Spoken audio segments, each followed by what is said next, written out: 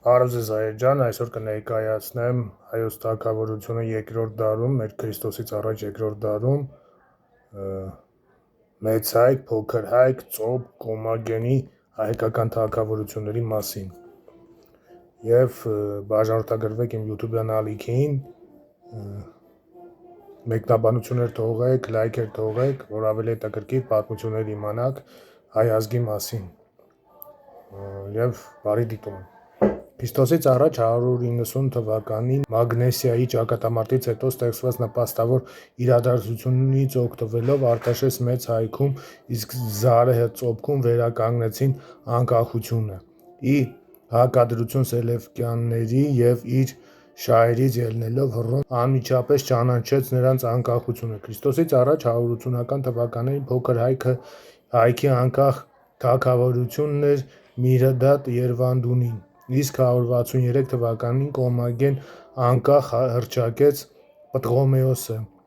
Աշամ Երվանդունու թոռը։ Այսպիսով Քրիստոսից առաջ 190-ից 160 թվականների ընթացքում անկախացան 4 հայկական թագավորություններ՝ մեծ հայք, փոքր հայք, ծոպ և կոմագեն։ Մեծ հայքը Արտաշես առաջինի օրոք։ Ուսումնասիրողներին ուշադրություն են դարձրել այն հանգամանքին, որ Արտաշես առաջինի արամեատար արձանագրություններում հնարավոր է ընթերցել արքայի երվանդական տոհմանունը։ Հետևաբար հնարավոր է, որ մեծ հայքի արքա Արտաշեսը ևս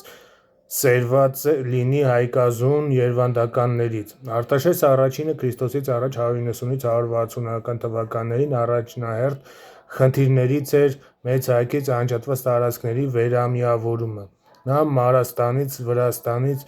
Պոնտոսից, իսկ ավելի ուշ Սելևկյան տերությունից հետո գրավեց Կասպքը,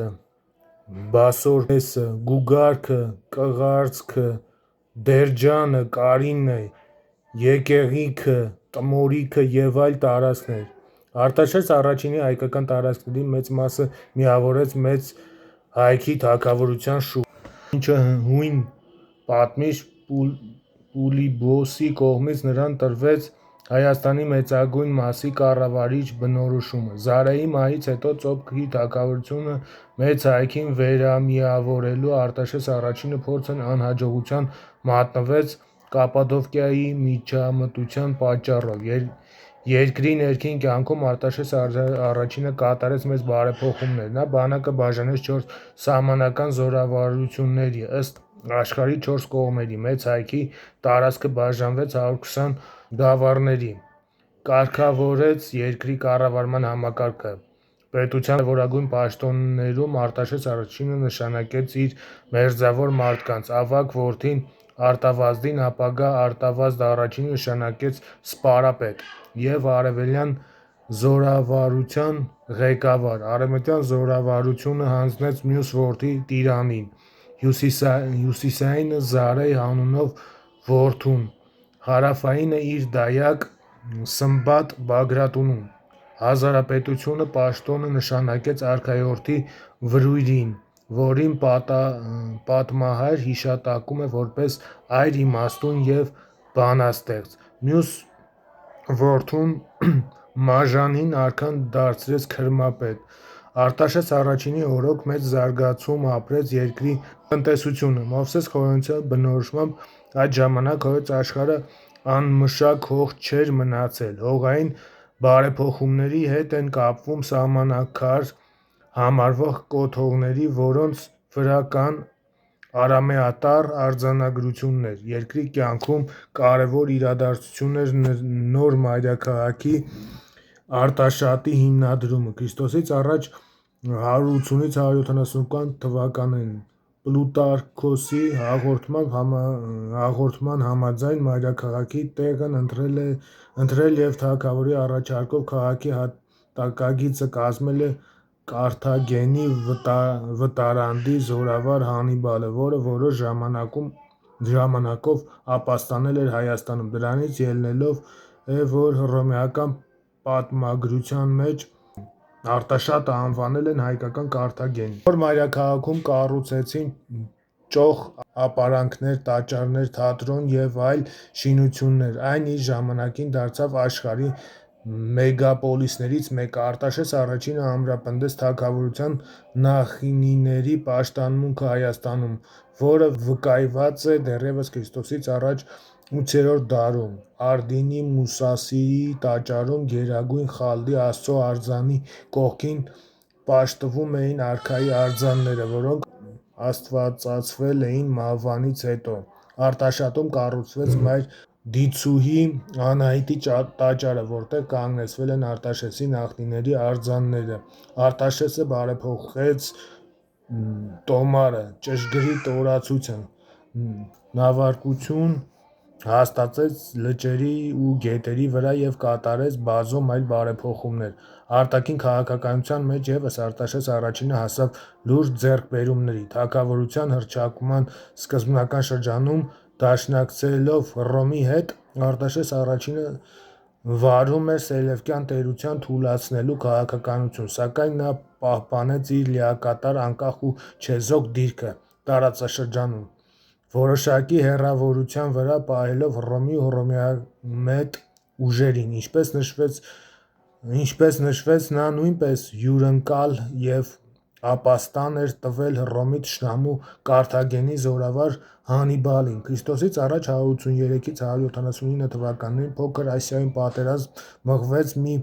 կողմից Պոնտոսի և Փոքր Հայքի, մյուս կողմից Կապադովկիայի, Բութանիայի և Պերգամոնի միջև։ Պատերազմի դադարեցման և պայմանագրի կնքման ընթացքում գործում ազդեցություն ունեցավ տարածաշրջանի ազդեցիկ երկու ուժեր՝ Հռոմը արևմուտքից և Մեծ Հայքը արևելքից։ Արտաշես առաջինը կարողացավ ընդարձակել Փոքր Հայքի տարածքները Պոնտոսի հաշվին հեռանկարում բոլոր հայկական հողերը մեկ թագավորության մեջ միավորելու ծրագրով, որը սակայն իրականություն չդարձավ։ Մեծ Հայքի գլխավոր խոյան Սելևկյան պետության թուլացման էր ուղղված նաև Արտաշես առաջինի մեզ հայտնի վերջին գործը, երբ Մարաստանի սատրապ Տիմարքոսն ապստամբեց սելևկյանների դեմ և իրեն հռչակեց անկախ թագավորություն։ Քրիստոսից առաջ 162-160 թվականներին Արտաշես առաջինը անմիջապես արձագանքեց նրա օգնության խնդրանքին, տրամադրելով օգնական զորքեր։ Իր մեծագործությունների համար Արտաշես առաջինը փառաբանվել է ժողովրդական երգերում նրան նվիրված Երվանդ և Արտաշես, Արտաշես և Սաթենիկ, Արտաշես և Արտավազդ ասքերը։ Արտաշես առաջինից հետո Մեծ Հայքում իշխեցին նրա որդիները՝ Արտավազդ առաջինը և Տիգրան առաջինը։ Նրանց իշխելու հաջորդականության մասին գիտության մեծ վեճերը դեռևս չեն դադարեցվել։ Քրիստոսից առաջ 120-110 թվականների միջագետքում Պարթեստանի և Մեծ Հայքի պատերազմը հայերի համար ավարտվեց անհաջողությամբ։ Պարթևները պատանդ տարան արքայազն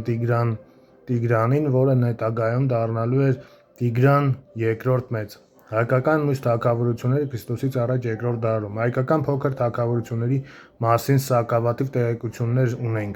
Մասնավորապես հայտնի է, որ Ծոփքը արքա Զարը հաջորդել է Արկաթիոսը, որը հիմնել է նոր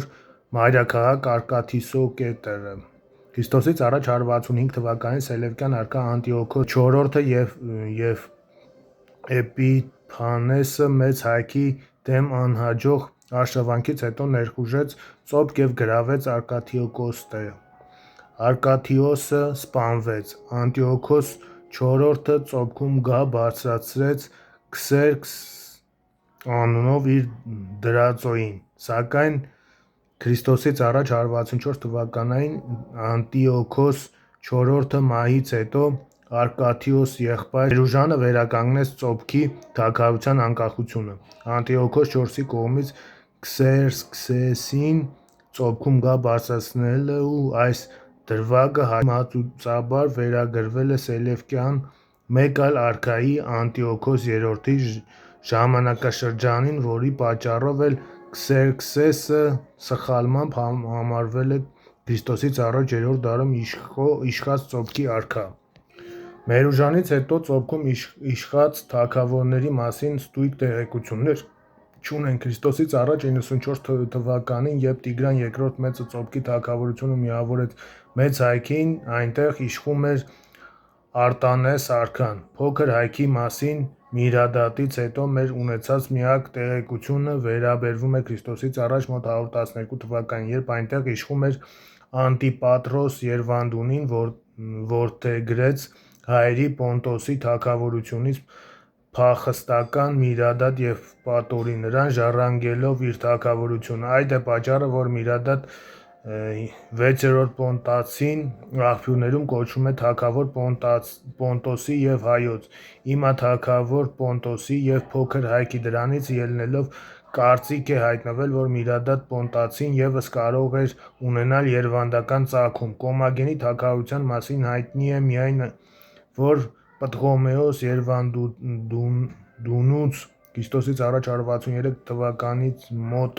130 թվականներից հետո այնտեղ իշխել է Սամոս II Դիկեյնոս Թեսեբիոսը Ք.ա. մոտ 130-ից 109 թվականներին, որին հաջորդել է Միրադատ I Կալիինկոսը Ք.ա. մոտ 109-ից 70 թվականները։ Վերջինս Ք.ա. 80-ական թվականներին կամովին ընդունեց Տիգրան II Մեծի գերիշխանությունը, լիովին պահպանելով իր դիրքերը։